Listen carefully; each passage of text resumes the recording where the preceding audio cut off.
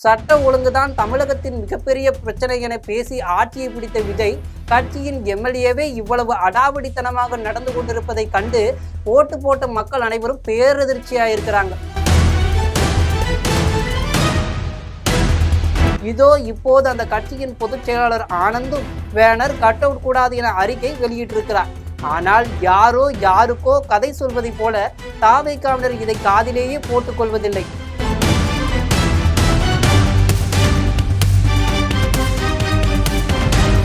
2018 அதிமுகவினர் சாலை ஓரத்தில் வைத்த கட் அவுட் சரிந்து விழுந்து சுபஸ்ரீ என்கிற இளம்பெண் பலியானது போல் பிகில் படத்தின் ஆடியோ வெளியீட்டு விழாவில் வேடர் கலாச்சாரத்துக்கு எதிராக விஜய் பேசியிருந்தார்.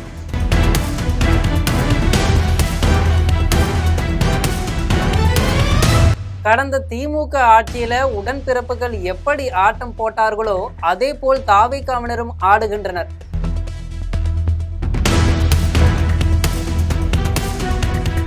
அதை பற்றி தான் ஜெம் தொலைக்காட்சி வாயிலாக விரிவாக பார்க்கலாம்.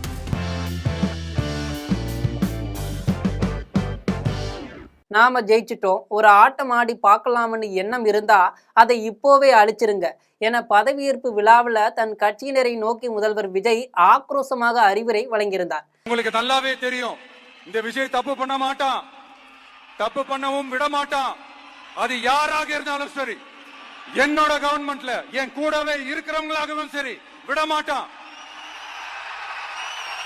சப்போஸ் யாருக்காவது அப்படி ஒரு எண்ணம் மனசுல இருந்துச்சுன்னா நம்ம ஜெயிச்சுட்டோம், ஒரு ஆட்டம் ஆடி பார்க்கலாம் அப்படின்ற எண்ணம் யாருக்காவது இருந்துச்சுன்னா இப்பவே இந்த நிமிஷமே அதை எரேஸ் பண்ணிருங்க. ஆனால் கட்சி தலைவரின் அறிவுரையே காற்றில் பறக்க விட்டு கடந்த 10-15 நாட்களாக தாவேகாவின் எம்எல்ஏக்களும் நிர்வாகிகளும் செய்து வரும் அட்ராசிட்டிகள் அத்தனையும் சமூக வலைதளங்கள்ல பெருத்த விமர்சனத்தை சந்திச்சு வருது. மே 10 அன்று நடைபெற்ற பதவியேற்பு விழாவில் விஜய் தன் கட்சியினருக்கே வார்னிங் கொடுத்திருந்த நிலையில மே 12 கட்சியின் பொதுச் செயலாளர் புஷி ஆனந்த் கழக தோழர்கள் யாரும் பிறந்தநாள் விழா, குடும்ப விழாக்கள் தொடர்பாக பொதுமக்களுக்கு இடையூறு ஏற்படுத்தும் வகையில சாலைகளிலோ மக்கள் அதிகம் கூடும் பொது இடங்கள்லையோ அல்லது போக்குவரத்துக்கு இடையூறு ஏற்படுத்தும் வகையிலோ எங்கும் பேனர்கள், பதாகைகள் உள்ளியவற்றை கண்டிப்பாக வைக்கக்கூடாது, பொதுமக்களுக்கு இடையூறாக எவ்வித கொண்டாட்டத்திலும் யாரும் கண்டிப்பாக ஈடுபடக்கூடாது என்று ஒரு அறிக்கையை வெளியிட்டிருந்தார். இப்படி மாண்புமிகுவை பதறிப்போய் அறிக்கை வெளியிட வைத்தவர் தாவேக்கு சார்புள்ள திருக்கோவிலூர் சட்டமன்ற தொகுதியில போட்டியிட்டு தோற்ற மாவட்ட செயலாளர் பரணி பாலாஜி முதல்வர் விஜய் மேடையில கர்ஜித்த அடுத்த நாள் பரணி பாலாஜியின் பிறந்த நாள். ஆளுங்கட்சியின் மாவட்ட செயலாளர் என்கிற குஷியில விக்கிரவாண்டியில போக்குவரத்து நெரிசல் மிக்க சாலையை மறித்து கேக் வெட்டி கொண்டாட்டம் என்ற பெயர்ல மக்களுக்கு இடையூறாக கூத்தடித்திருக்கிறார்கள் பரணி பாலாஜியின் ஆதரவாளர்கள். ஸ்பாட்ல இருந்து அவதிப்பட்ட மக்கள் எடுத்த வீடியோக்கள் இணையதளத்துல வைரல் ஆனதுடன் புஷி ஆனந்த் பதறி போய் அந்த அறிக்கையை வெளியிட்டிருக்கார். இருந்தும் கூட தாவேகாவினர் அடங்கவில்லை. ரீல்ஸ் வெறியிலும் முதிர்ச்சியற்ற தன்மையிலும் இஷ்டத்துக்கு ஆடிக்கொண்டிருக்கிறார்கள்.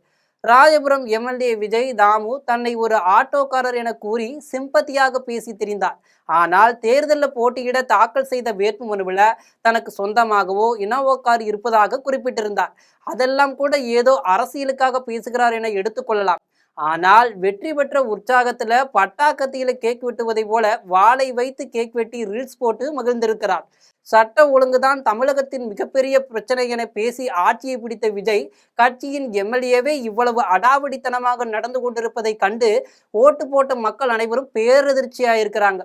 தெருவோரங்கள்ல சாலைக்கு நடுவே நடைபாதைகள்ல பேனர் கட் அவுட் வைக்க கூடாது என பல வழக்குகள்ல நீதிபதிகள் அறிவுறுத்திருக்கின்றனர்.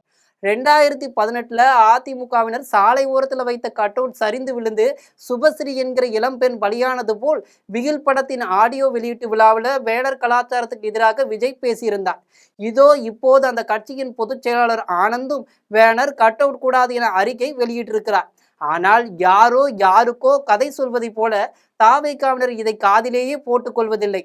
சேப்பாக்கம், திருவல்லிக்கேணி, புதுப்பேட்டை, ஆர்கே நகர், எழும்பூர், திருவான்மியூர், நீலாங்கரை, வேளச்சேரி என நகரத்தின் முக்கியமான பகுதிகளில் பாதுகாப்பே இல்லாமல் நடைபாதைகளில் முதல்வரை வார்த்தி வீர பராக்கிரம வசனங்களுடன் அத்தனை பேனர்களை நட்டிருக்கின்றனர்.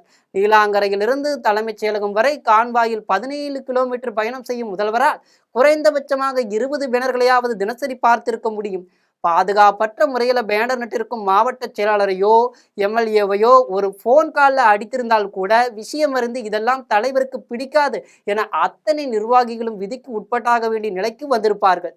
கேவி குப்பம் தொகுதியில தென்றல் குமார் என்று ஒரு எம்எல்ஏ வென்றிருக்கிறார்.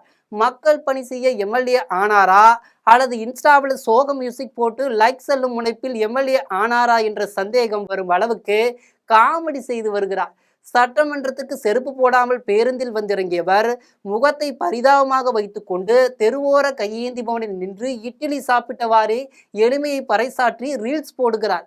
ஆனால் அவர் தாக்கல் செய்திருக்கும் வேட்பு மனுவில் அரை கோடிக்கு சொத்து இருக்கிறது, சொந்த வீடு ராயல் என்ஃபீல்டு, மனைவி பேரில் சில லட்சங்கள் என நல்ல பொருளாதார நிலையில் தான் இருக்கிறார் எனில் எதற்கு அப்பாவியாக நடித்து கொண்டு அடுத்த எலெக்ஷனுக்கான பிரச்சார நாடகத்தை இப்போதே நிகழ்த்தி கொண்டிருக்கிறார் என தொகுதி மக்களே தலையை சொருகின்றனர்.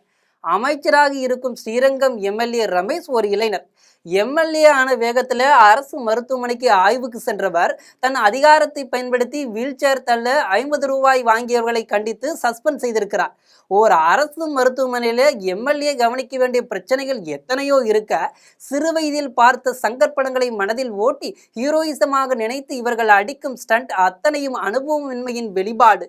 இதே மாதிரி தென்காசியில தாவேகாவின் மருத்துவர் அணி என கூறிக்கொண்டு ஒரு கும்பல் மருத்துவமனை ஆய்வுக்கு சென்றிருக்கிறது. கும்பல்ல இருந்த தாவேகாவை சேர்ந்த பெண் நிர்வாகியே ஒரு மருத்துவர் இல்லை என்பதுதான் இதில் ஹைலைட். இன்னொரு பக்கம் தாவேக சார்பில் தற்காலிக சபாநாயகராக நியமிக்கப்பட்ட கருப்பையா கிணற்று தண்ணீரில் மிதந்தபடியே தளபதியின் ஆட்சி நிலைக்க சில மணி நேரம் ஆசனம் நடத்துகிறேன் என்ற பெயரில் சர்க்கஸ் காட்டி கொண்டிருக்கிறார்.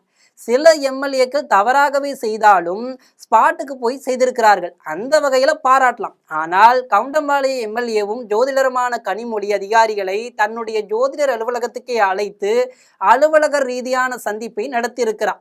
அதிலும் அவர் ஏதோ மன்னர் பரம்பரையை போல பளபளப்பான அரியாசனத்தில் ஸ்டைலாக அமர்ந்திருக்க அதிகாரிகள் எல்லாம் டீ கடை பெஞ்சில் அமர்ந்திருப்பதை போல எதிரில் அமர்ந்திருந்தார்கள். இதுதான் உங்கள் சமூக நீதியா என சமூக வலைதளங்கள்ல நெட்டிசன்கள் வெளுக்க ஆரம்பிக்கவே என் ஆபீஸ்ல நல்ல லெதர் ஷர்ப்பு தான் போட்டிருக்கிறோம், வேணும்னா பாருங்க என பதிலடியாக ஒரு ஆபீஸ் டூர் வீடியோவை எடுத்து போட்டு இன்னும் கூடுதலாக சமூக வலைதளங்களில் அடி வாங்கினார் கனிமொழி.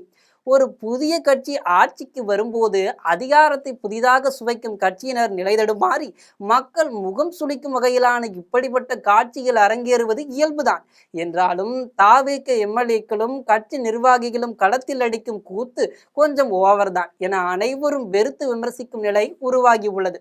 பொதுவாக மக்கள் விஜயை இன்னொரு ஜெயலலிதாவாகவே பார்க்கிறார்கள். அவர் செய்யும் நடவடிக்கைகள் எல்லாம் ஜெயலலிதா போல் இருப்பதாக சொல்கிறார்கள்.